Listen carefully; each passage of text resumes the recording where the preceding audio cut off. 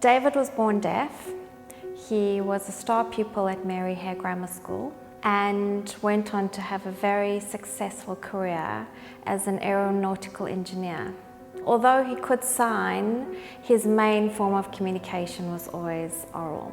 In later years, David unfortunately suffered from a stroke. His physical and mental capabilities were severely depleted, and he could no longer look after himself, and he was placed in a care home. At this point, he went off the radar. Joe Park was a member of the JDA, but we didn't see much of him because he was a full-time carer of his wife Annie. When we first came into contact with Joe was an hour and a half before his wife's funeral. A family member realised that Joe wouldn't have understood a word being said at the funeral. We received the call, and without delay, we jumped in the car to get to the cemetery. There was not a lot of people, there was a nice gathering of family members there. And immediately, Joe smiled at our presence. We'd introduced ourselves, explained who we were, and that we were going to interpret the service for him. Throughout all Joe's grief, he was able to participate in this most important moment of his life. David was only 5 minutes from the JDA, and we had no idea that he was there. David has no next of kin, and his closest friends live outside of London. They didn't know what happened to him. For 3 years, they searched for him. And when they finally found him, this is where we got involved. Once the funeral was over, we got talking to Joe. We introduced the fact that he would maybe like to come along to the JDA, but it was a difficult time for him to receive that. So what we decided to do was just agree to visit him at his home, just slowly introduce him to the JDA. So when Raphael was born, we didn't think there was going to be any issues or kind of expect your child to be completely healthy. Adam was born and everything seemed fine, and then at 4 weeks he was diagnosed with a hearing loss. It was literally like we were looking into a bit of an abyss. We didn't know what was going to happen to my daughter, how bad it was, would it affect her future, will she ever talk? Our beautiful boy was not going to have the life that we hoped for. It was the most awful 2 weeks of my life. Crying in the shower, my husband, who never cries, even cried.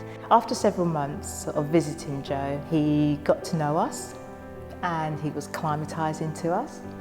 And we introduced it to him again and said, look, why don't you come along to the day centre? Joe never looked back.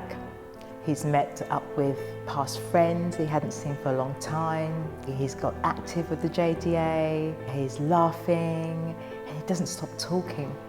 Since Joe has been in the JDA care, we've discovered that he's had a number of health issues, and unfortunately I was the one that had to tell him that his cancer had spread. There was nothing that they can do for Joe. All they can do is make him comfortable. He was in shock.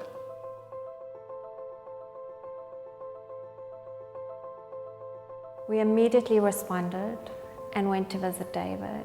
I found this very sweet, fragile old man sitting alone in his room. He hadn't been communicated with or visited for 3 years.